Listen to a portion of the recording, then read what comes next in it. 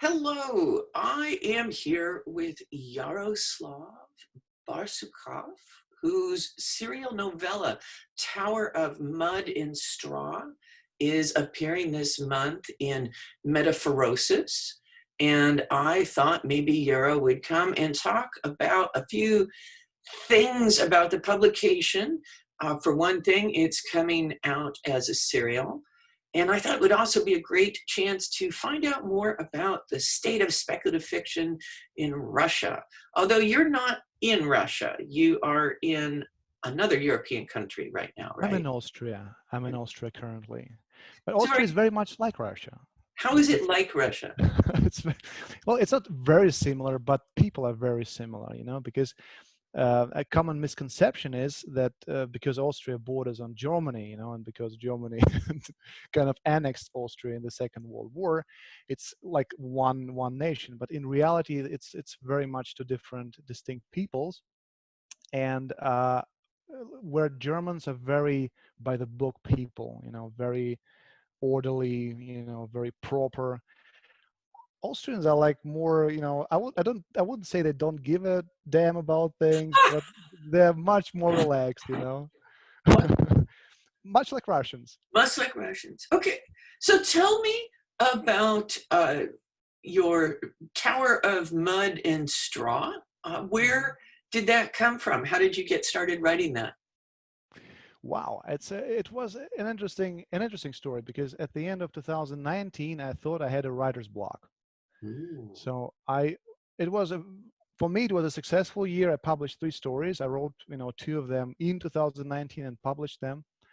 Um, but like at the end of the year, I just couldn't get anything out. I had a very nice idea, I think, for a story, and I brainstormed it. I had the story mapped out, the character arcs, and I just couldn't.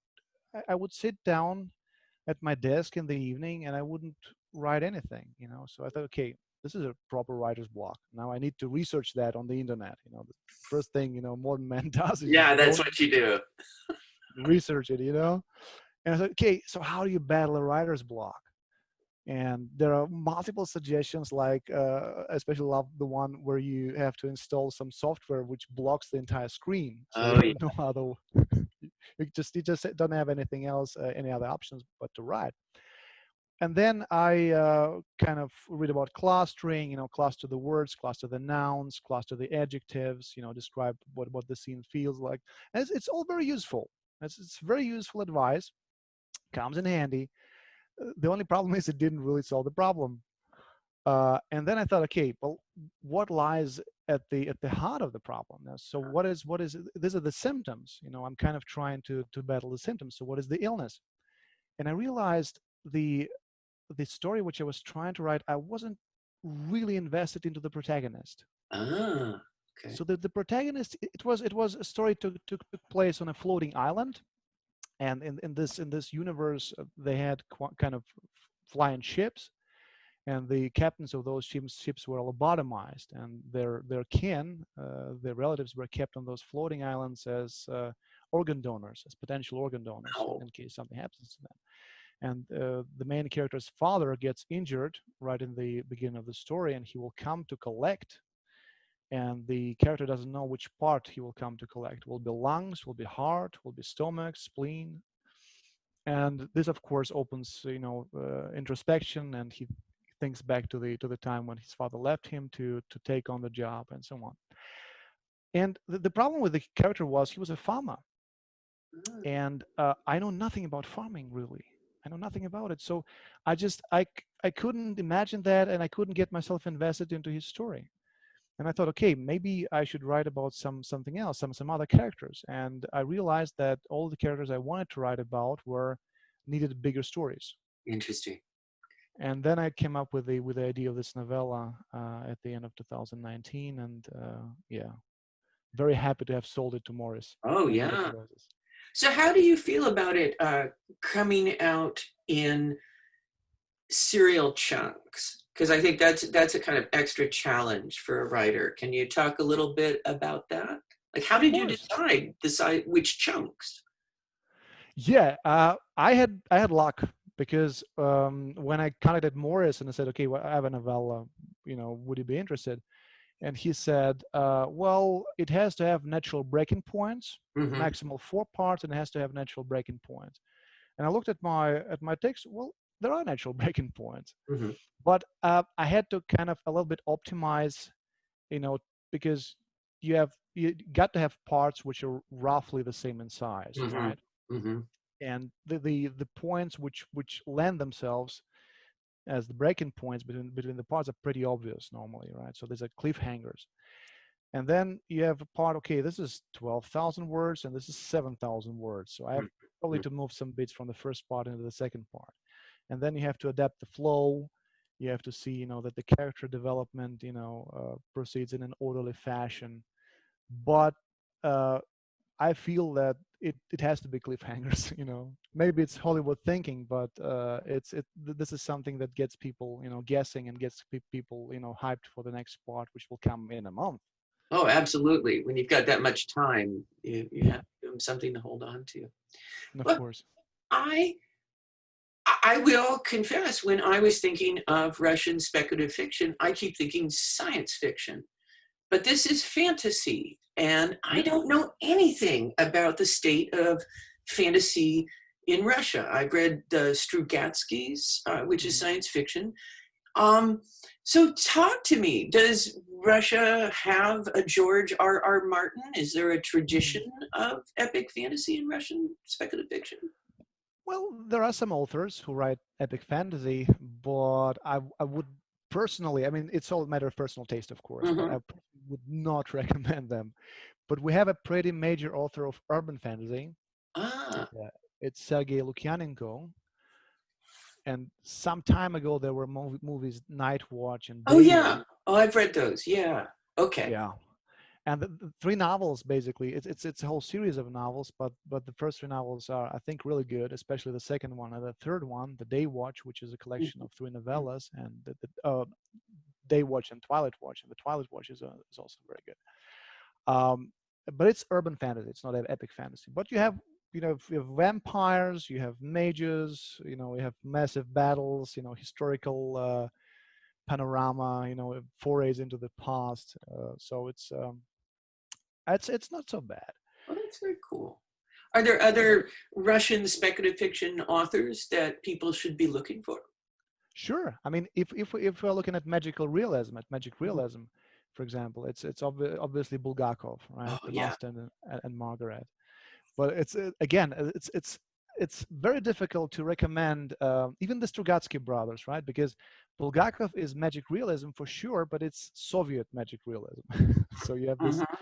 this Soviet context. You have those things which are still easily accessible, but out of which a person who was born in the Soviet Union, or who knows something, knows about the life in the Soviet Union, will get much more out of it, than a person who doesn't. And the Strugatsky brothers, same thing with them, right? Because Monday starts on Saturday. Oh, so good. It's great, right? I love it. I love it. I love it too. Yeah. But there is a sequel to it, which is much Oh, less known. Yeah, there's a okay. sequel. Ah, I'm gonna have to find that. All right. Well, I'm not sure because it's called A Tale of a Trinity, and it's pretty much a tale about Soviet party politics, you know. So Okay. it's less about the sense of wonder and more about how the Soviet system worked. Sorry, or one can say works. Given the certain tendencies of the modern government in Russia. Um, you know, so it's not easily accessible Mm-hmm. if Mm-hmm. if you're not within the context. Another author which is great is Okay. Tatiana Tolstaya, and she is this novel Kiss, which is, well, one could say it's post-apocalyptic fiction, but I would call it post-apocalyptic fantasy with Slavic bent. Ooh. Okay. It's interesting. It's interesting. Awesome. Okay, that gives me some directions to start in. Um, is there anything before we kind of wind things down? Is there anything you want people to know about the novella going into it? Is there anything you're particularly proud of? I'm proud of certain. Yeah, I'm proud. I mean, I'm proud and scared of a certain aspects of a novella. I'm scared how they will be received, and I'm proud of having written them. The main thing about it, I think it's very unusual in terms of world building, in terms of Hmm. narrative, in terms of influences, because it's first of all, it's very eclectic in terms of time periods. It has vaguely medieval elements at its Hmm. base, but it Hmm. also has industrialization elements. It has elements of the early 20th century, like airships, and it centers around a huge Empire State-sized flag tower. It's not called flag tower in the novella because that would be distracting. It's called Uh-huh. airship tower, Uh-huh. but it's, for all intents and purposes, it's a flag tower. Yeah. And once you drop a flag tower in the middle of a medieval fantasy, all bets are off, Yeah. as to what will happen. And the characters are also a little bit unconventional. There is a chief engineer of the tower who is one of the principal characters, and she has she harbors like a terrible secret about the construction. And there is a political emigre from Russia. There is a version of Russia, of course, in this in the novellas world, because I mean, I always say this: Russian authors, they're like snails, not in terms of writing speed, although I'm a very slow writer, but in the sense that we carry our homes on our backs all the Yeah. time. So Yeah. if you read early works by Nabokov, there's always a Russian character or a host of Russian characters, references to the homeland. And I couldn't resist putting Russia in there as well. So there is a political emigre from this version of Russia in this world. And what is also I think important for the potential readers to know is that I'm chiefly interested in the mental states of the characters. So Mhm. there's very much introspection in the novella. One might say, not necessarily, but one might say sometimes at the expense of the plot. I hope not. But so I mean, I love this. When Dune came out, the movie by David Lynch, everybody was, oh, this internal dialogue by Paul Atreides is so distracting. I like that. Yeah. Kind Yeah. of like that. Well, and it's in the original, in the book, there is a great deal Yeah. of internal monologue. All right. Well, I am going to wind things down. This has been a great pleasure. I will It's put been a a great link pleasure too. to the story in the description, and folks should go and read Tower of Mud and Straw. The first installment is available now.